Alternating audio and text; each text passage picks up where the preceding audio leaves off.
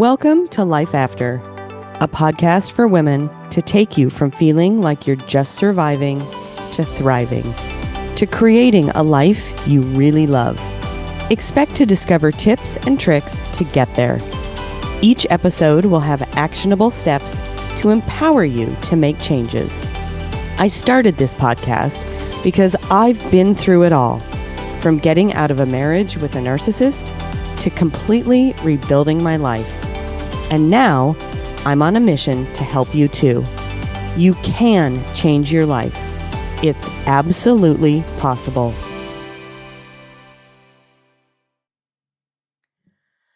Believe in yourself and all that you are. Know that there is something inside you that is greater than any obstacle. Christan Larson.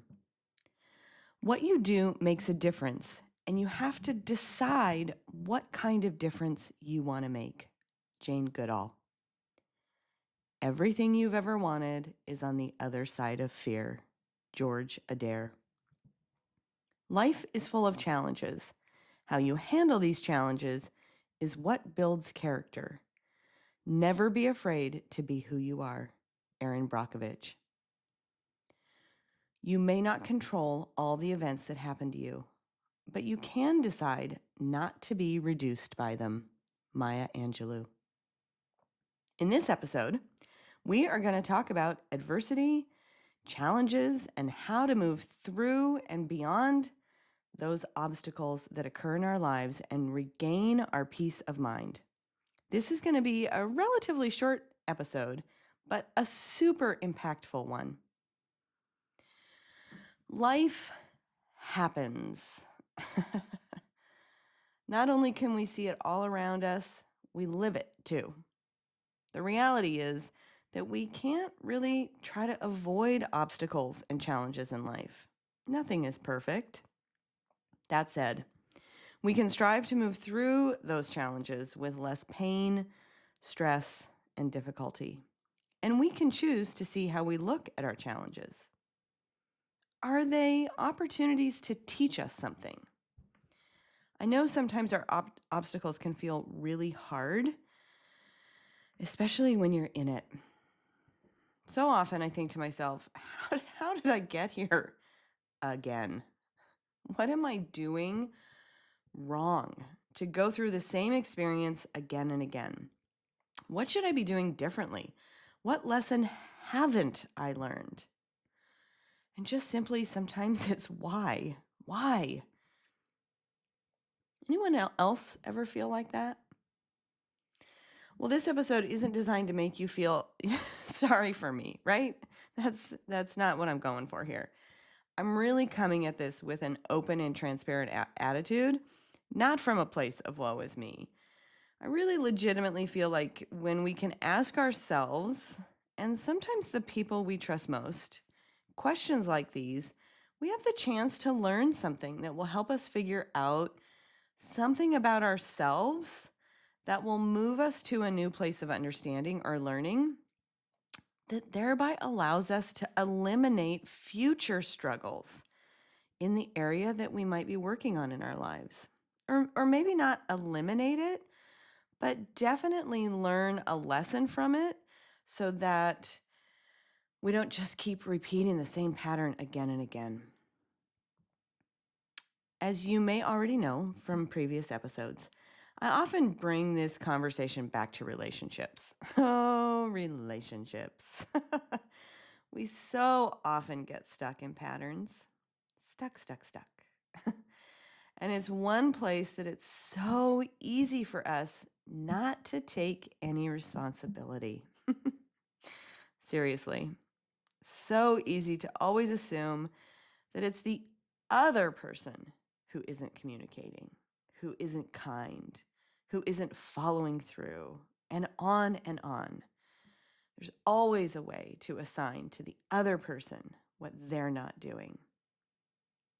It's that bias that comes up in studies around driving. It's that same idea. And I can't remember the exact numbers, but they've done studies, more than one, that ask drivers, how good a driver are you? And like 80% of people, maybe even as high as like 95 or 96% of people say, I'm a good driver. They always say that they're good drivers. And then those same people are asked how good are other drivers. And the answer is like 50%. So how is that possible? That everybody says they're a good driver, but they only say that half the people of other people are good drivers, right? Those numbers don't add up. So when I went to look up the research to make sure that those numbers were at least remotely accurate, there's several studies on this. And then there's this thing called the Dunning-Kruger effect, forgive me if I'm pronouncing that wrong, which describes how individuals with low proficiency in a skill tend to overestimate their abilities, while those with high proficiency may underestimate their skills. Now, please note, this is not about intelligence. The reason I bring this up, of course, is because we often talk about learning curve. The point is, the same thing can happen in our relationships, especially when we feel stuck or are in conflict with somebody. So, I don't know, can we say parent child, boss employee, partner spouse? Wow, all these kinds of relationships. So many of our relationships have a dynamic where we can attest to, quote unquote, their behavior being worse than ours. I had a situation like this recently. Actually, truth be told, I had two of them.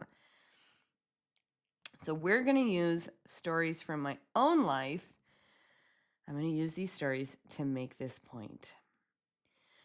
The first one was with my son, and while I won't get into the details because he would kill me for that, I will say that he said something to me that made me realize once I'd slept on it, and by the way, I'm going to squirrel a little bit for a moment here, always sleep on it. I'm considering doing a whole episode on this. It's so important, this idea. I find the more centered and grounded I get around communication and how much it matters when we're facing challenges, the more I realize how beneficial it is that I give myself, as well as the other person, some space by sleeping on it. It gives us a whole new perspective when your brain and your body are feeling more refreshed. Anyway, back to it. My son said something to me, and I realized that my perspective was the one that was off. Yes, he needed to be accountable and responsible, for sure. But he was telling me that he was willing to do that. And I was the one that was still pushing for what I wanted, which wasn't in alignment for either of us and was just creating more conflict, which made me the problem. I was so ingrained in making sure that he knew my position, I didn't stop long enough until I'd slept on it to really hear him and consider his side of it. Now, I have to make the side note here that I was hearing him in our conversation. I just wasn't responding. So once I'd slept on it and really processed it, then I could start considering it from his perspective. And so once I did that, I really could realize what I was doing and could start hearing him after the fact. It made not only his life easier, but mine as well. What a total win-win. We often can improve the challenges in our own lives just by shifting our perspective and making different choices about the situation in front of us. So the second situation was about a situation at work. And so it's still pretty new. So again, I'm not going to give too many details. I don't want to give too much away. Suffice it to say, during my drive to work one morning, I just had this moment where I thought to myself, I'm the problem here. Now, I want to make this distinction because this doesn't mean that I'm to blame. That's an incredibly important distinction to make. In many cases, when we've got a challenge or an obstacle in life, there is no blame, or the blame doesn't really matter. It doesn't further anything.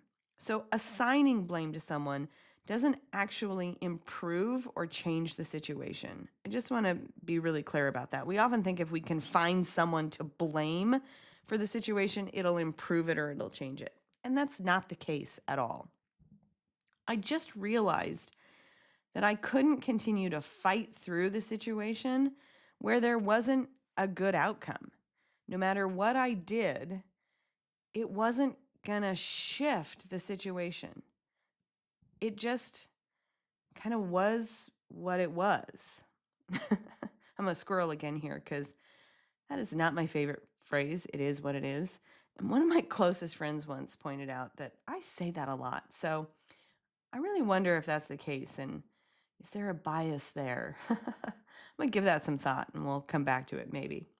In any case, I realized in the moment that I said to myself, I'm the problem.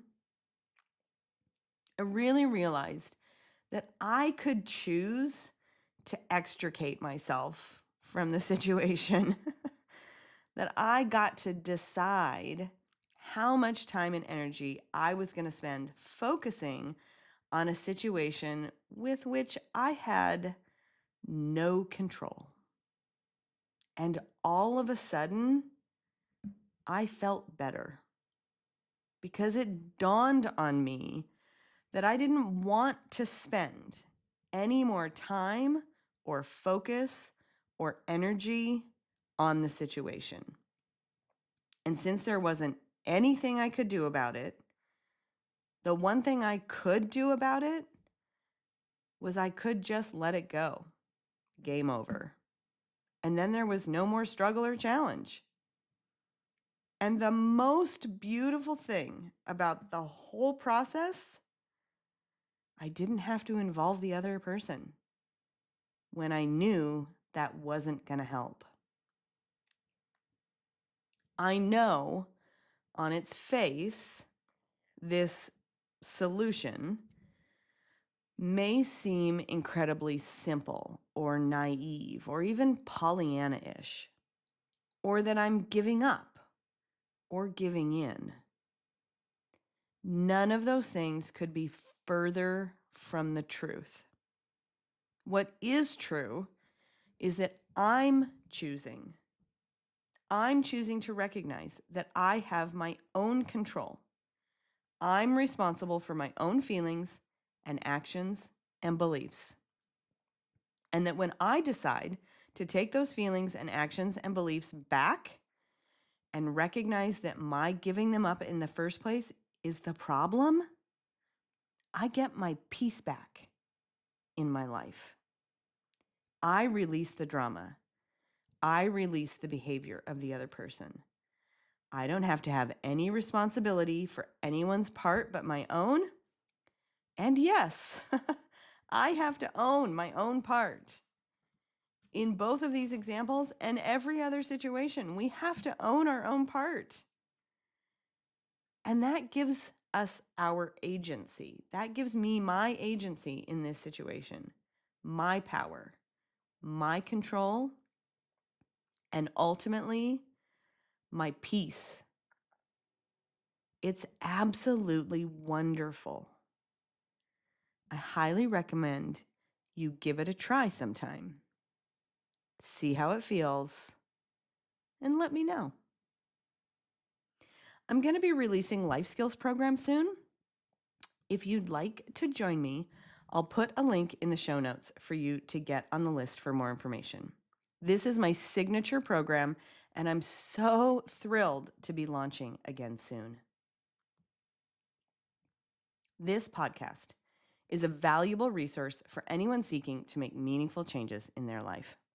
I'm here to support you on your unique journey, offering guidance and encouragement every step of the way. There will be new episodes on the second and fourth Wednesday every month. Please follow on your favorite podcast platform so you don't miss any episodes. Thank you so much for taking the time to listen to today's episode on challenges and obstacles and getting your peace back. Remember, we have a choice for how we spend our time and energy. They are our most valuable resources. Think next time before you waste them on a situation or a person that isn't worth your time or peace of mind.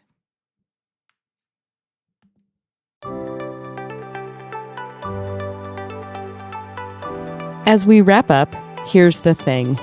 I've made every mistake. I've literally been there and done that. It's one step at a time, and you'll get there. There's hope. You've got this.